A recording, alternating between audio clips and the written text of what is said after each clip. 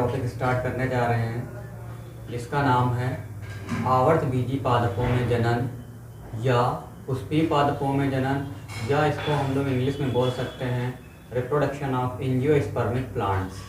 इस टॉपिक को हम पूरा डीप स्टडी करेंगे और स्पेशली ये वीडियो उन लोगों के लिए है जो जेट की तैयारी करना चाहते हैं या जो नीट की तैयारी करना चाहते हैं या जो 12th बायोलॉजी के स्टूडेंट्स हैं, उनके लिए बहुत ही इंपॉर्टेंट चैप्टर है।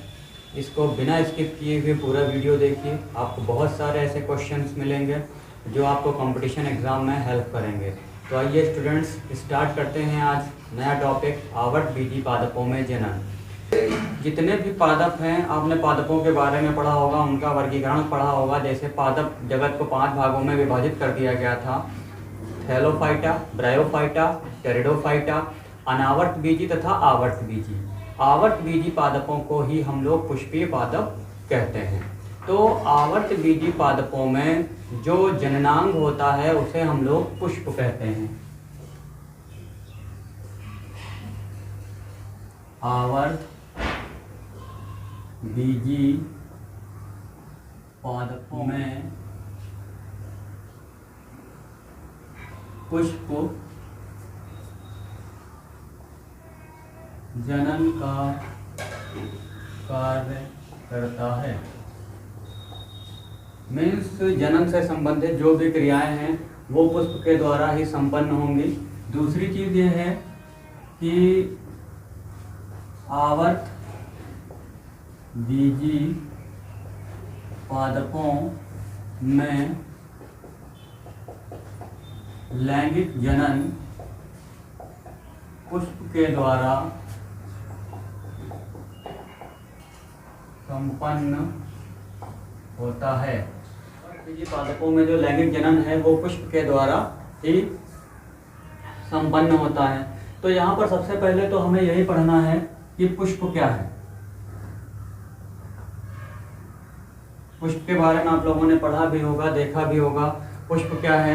तो ये चीज़ ध्यान रखिएगा कि जो आवर्तबीजी पादप होते हैं उनमें जो लैंगिक जनन होता है वो पुष्प के द्वारा ही होता है, और आवर्तबीजी पादपों में जो मुख्य जनन अंग होता है वो भी तुम्हारा पुष्प ही होगा। अब हमें देखना यह है कि पुष्प है क्या। तो अगर तो हम लोग इसको साइंटिफिक परिभाषित करना चाहें तो हम लोग यही कहते हैं कि पुष्प एक सीमित वृद्धि वाला रूपांतरित प्ररोह होता है। वेरी इंपॉर्टेंट पॉइंट है ये कि पुष्प क्या है। बहुत सारा क्वेश्चन पूछा था कभी कभी पुष्प क्या है। तो पुष्प एक जो है वो सीमित वृद्धि वाला रूपांतरित प्ररोह होता है। प्ररोह क्या है ये चीज़ आप समझ लीजिए कि जब किसी भी बीज को हम लोग बोते हैं उस बीज में अंकुरण होता है, तो अंकुरण से बीज में 2 चीज़ों का निर्माण होता है। जैसे ये कोई बीज है, इस बीज में एक तो मूलांकुर बनता है और दूसरा प्रांकुर बनता है। मूलांकुर से मूल तंत्र का निर्माण है, प्ररोह तंत्र का निर्माण होता है। तो मूल तंत्र है, इससे पौधे का जो जड़ वाला भाग है वो बनता है, और प्ररोह तंत्र से पौधे के जो वायवीय भाग होते हैं, जो भी पौधे के वायवीय भाग हैं उनका निर्माण होता है। तो यहाँ पर ये कहा जा सकता है कि जो पौधा होता है वो कहीं ना कहीं पर पूरा पौधा जो बना होता है वो प्ररोह तंत्र का ही बना होता है, लेकिन उनकी जो जड़ें होती हैं वो मूल तंत्र से बनी होती हैं। ये जो बीज का अंकुरण होता है उस समय ये संरचनाएं बनती हैं। तो अब देखिए यहाँ पर आपने लिखा है कि पुष्प एक रूपांतरित प्ररोह होता है। मीन्स क्या है कि जो पुष्प है वो कहीं ना कहीं तने जैसा गुण रखता है। अब आगे ये देखिए कि पुष्प होता क्या है और पुष्प कैसा होता है। रूपांतरित प्ररोह है कि आकारिकीय प्रकृति, यानी कि जो पुष्प है वो किस प्रकार से होता है। तो अगर तो हम लोग पुष्प की स्ट्रक्चर देखना चाहें तो देख सकते हैं यहाँ पर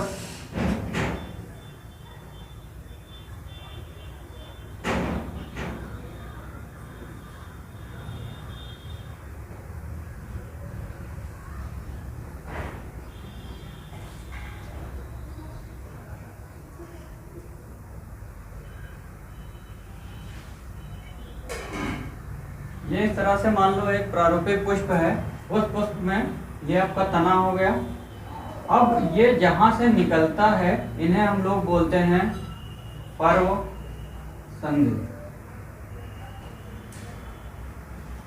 ये भाग एक पर्वसंधि से दूसरी पर्वसंधि के बीच का जो भाग होता है उसको हम लोग पर्व बोलते हैं।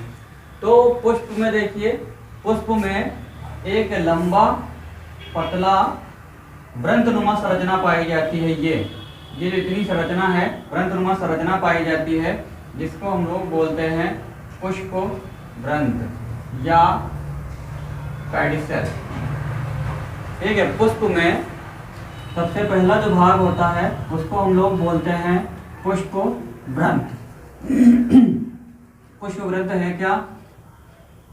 पतली वृंत जैसी संरचना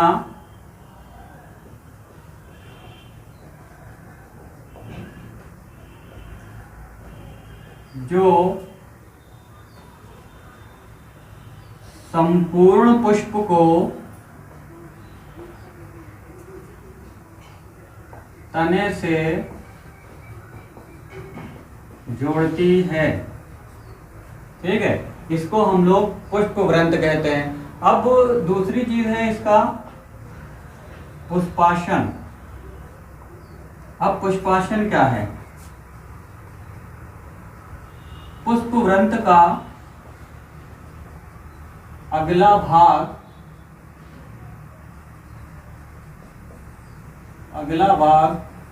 फूला गुंबदनुमा होता है, इसे हम लोग पुष्पाशन कहते हैं। देखिए डायग्राम में आपको क्लियर हो रहा होगा कि ये जो छोटा सा एक भाग है पतला सा वृंत जैसा, इसको हम लोग पुष्प वृंत या पेडिसेल बोलते हैं। दूसरा जो भाग है फूला हुआ, इसको हम लोग बोलते हैं पुष्पासन या इसको हम लोग बोलते हैं थैलमस। इसके ऊपर देखिए यहाँ पर ये पत्तियां पाई जा रही है, कुछ संरचनाएं दिखाई जा रही हैं, इनको हम लोग बोलते हैं पुष्प। आगे हम लोग पढ़ेंगे पुष्प चक्र के बारे में। हम लोग पढ़ने जा रहे थे विद्यार्थी पुष्प चक्र। पुष्प चक्र में देखिए क्या है। देखिए अभी हमने बताया था कि जो पुष्प का पुष्पाशन होता है, यानी कि जो फूला गुंबदनुमा भाग होता है, उसे हम लोग पुष्पासन बोलते हैं। पुष्पाशन के ऊपर पर्व संधियों में पुष्प चक्र पाए जाते हैं, जिनकी संख्या 4 होती है।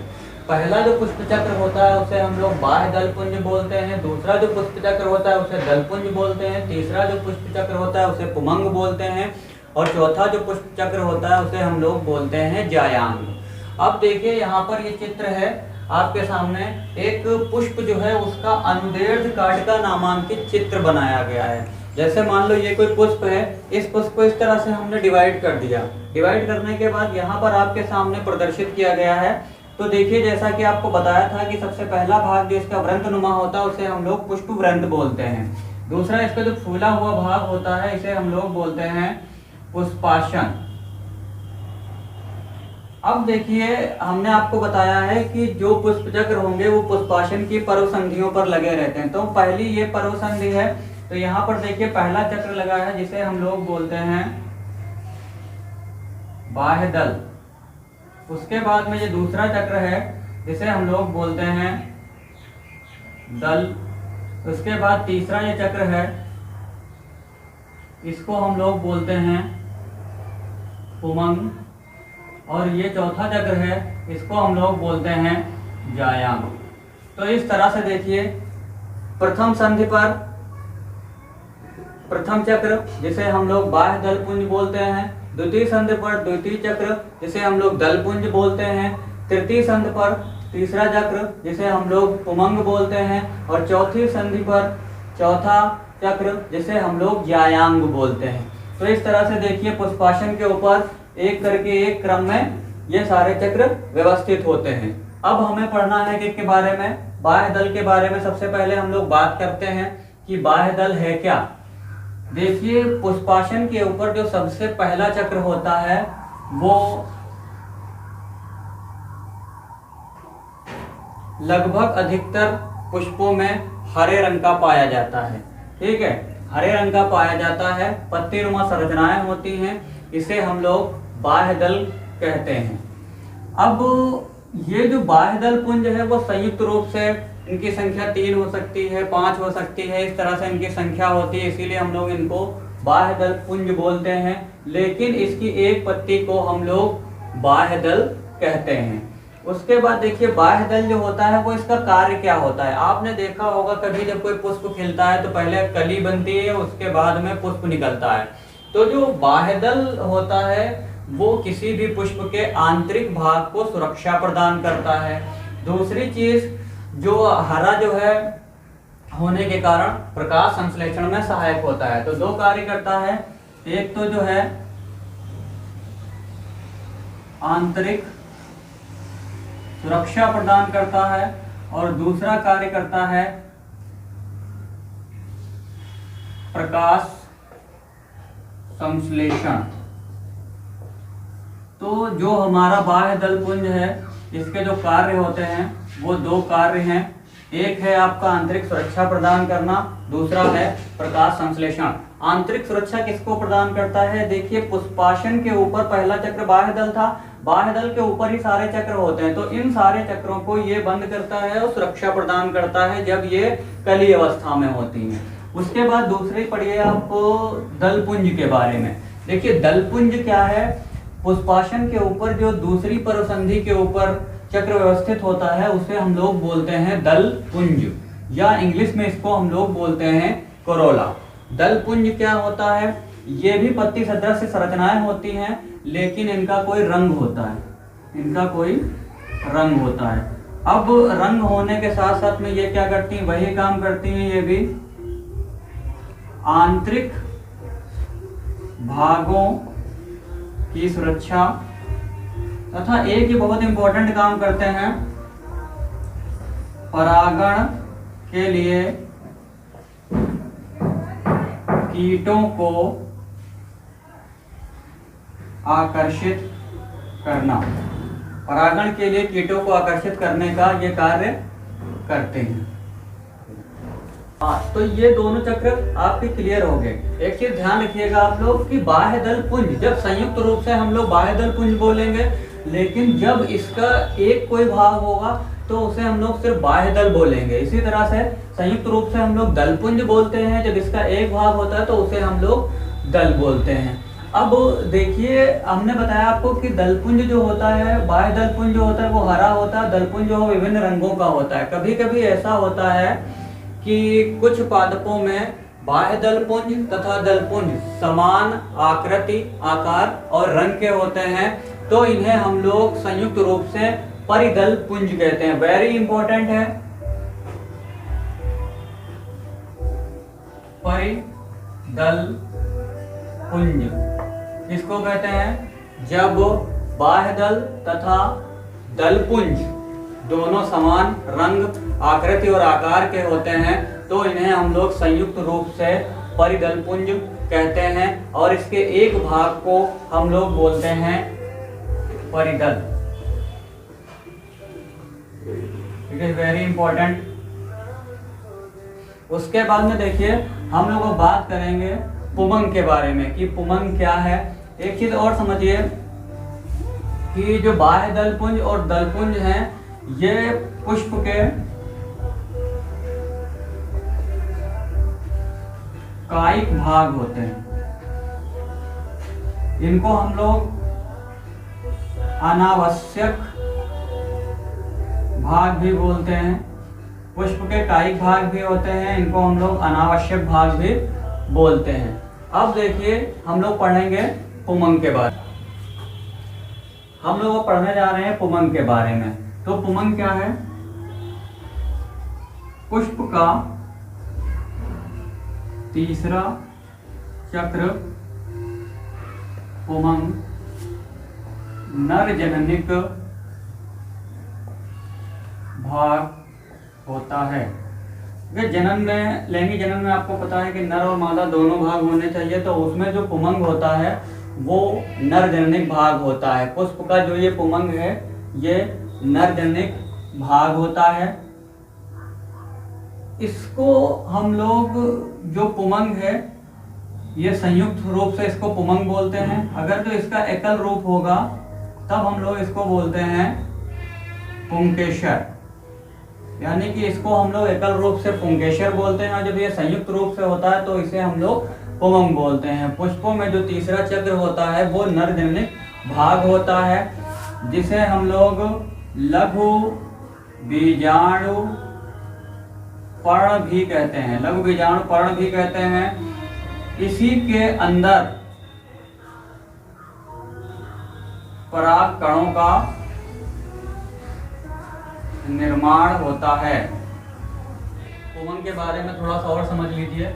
जैसे ये पुमंग है, हमने बताया कि इसकी एकल संरचना को हम लोग पुंकेसर बोलते हैं। तो ये जो एक भाग है, ये इतना, इसको हम लोग बोलते हैं पुंकेसर। अगर ये संयुक्त हो जाएंगे, मतलब एक से अधिक हो जाएंगे, तो इनको हम लोग पुमंग बोलते हैं। पुंकेसर में क्या है, एक पुतंतु होता है और उसके ऊपर जो फूला हुआ भाग होता है उसको हम लोग पराग कोश कहते हैं। इसके बारे में हम लोग आगे अध्ययन करेंगे कि पराग कोश क्या है, पूतंतु के बारे में पूरे डीप स्टडी करेंगे।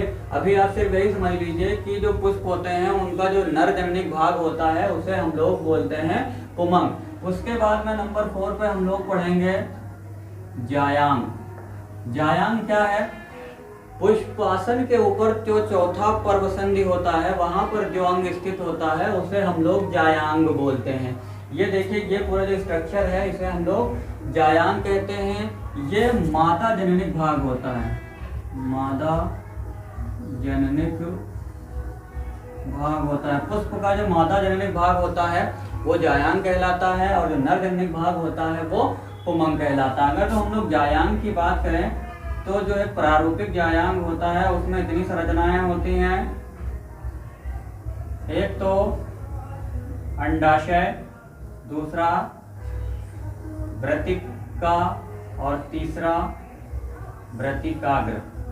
यानी कि सबसे ऊपर का जो भाग होता है वो वृत्तिकाग्र होता है, उसके नीचे जो एक नली जैसी संरचना होती है उसे वृत्तिका बोलते हैं, और सबसे नीचे जो फूला हुआ भाग होता है उसे अंडाशय कहते हैं। तो ये एक पूरा जायांग का भाग हो गया। तो ये हो गए आपके पुष्प के बारे में। हम लोगों ने अभी तक पढ़ लिया कि पुष्प हैं। तो पुष्प में जो है एक तो पुष्परंध्र पाया जाता है, दूसरा पुष्पासन, और तीसरे जो है वो पुष्प चक्र पाए जाते हैं। चक्रों की बात करते हैं हम लोग तो बाह्य दल पुंज, दल पुंज, पुमंग,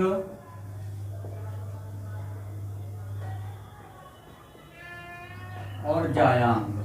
अब देखिए, बाह्य दलपुंज और दलपुंज को संयुक्त रूप से हम लोग बोलते हैं कायिक भाग। पुमंग और जायांग को हम लोग बोलते हैं जननिक भाग। पुमंग जो है वो आपका नर भाग होता है, और जायांग जो होता है वो मादा भाग होता है। इन्हीं के अंदर परागकणों, पुमंग के अंदर परागकणों का निर्माण होता है, और इसके अंदर भ्रूणकोश का निर्माण होता है, जिसके अंदर युग्मक बनते हैं और फिर उन युग्मकों का संलयन होता है। इस प्रकार से लैंगिक जनन की प्रक्रिया होती है। एक चीज और ध्यान रखिए, नोट में कुछ ऐसे पुष्प होते हैं जिनमें जो है बाह्य दलपुंज, दलपुंज तथा पुमंग और जायांग में से कोई एक पाया जाता है। मीन्स उसमें केवल 3 चक्र उपस्थित होते हैं।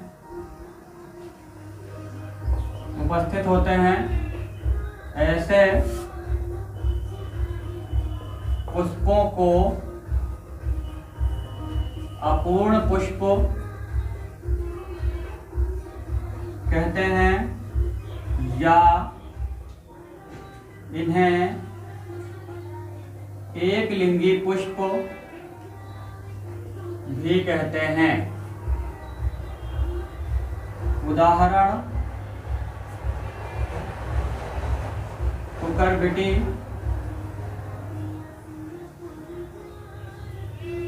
कुल के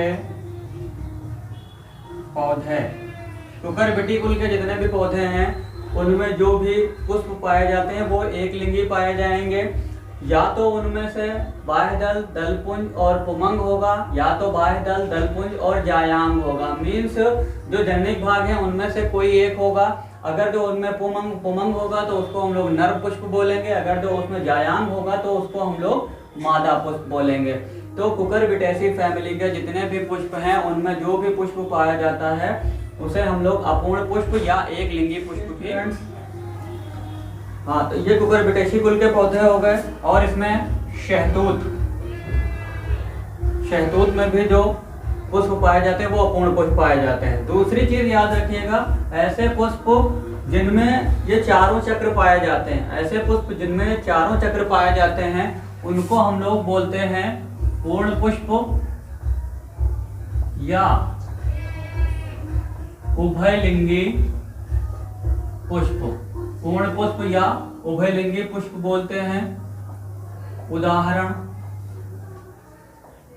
कपास। आगे देखिए स्टूडेंट्स, पुष्प से संबंधित कुछ और डेफिनेशन है जरा सी।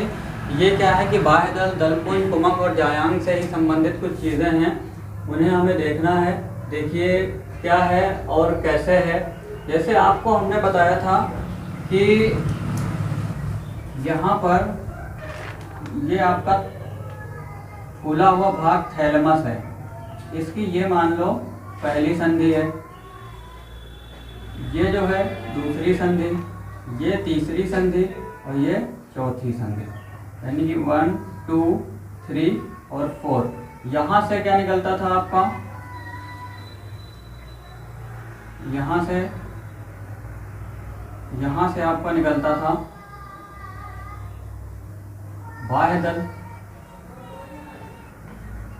यहाँ से आपका निकलता था दल, यहाँ से आपका निकलता था पुमंग और यहाँ से निकलता था आपका। सबसे पहला देखिए दलधर या एंथ्रोफोर किसे कहते हैं।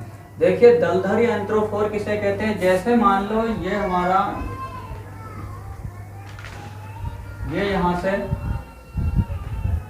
बाह्य दल है किसी पुष्प में, बाह्य दल के ऊपर ये जो दल है वो दल और बाह्य दल के बीच में क्या है, हमने बताया था कि ये जो, एक चीज और समझ लीजिए पहले, जहां से पुष्प ये निकलता है इनको हम लोग बोलते हैं पर्व संधि। उसके ऊपर फिर होगी, उसके ऊपर हो, तो इस तरह से ये सारी पर्व संधि होती है। अब एक पर्व संधि से दूसरे पर्व संधि के बीच की जो दूरी होती है उसको हम लोग बोलते हैं पर्व।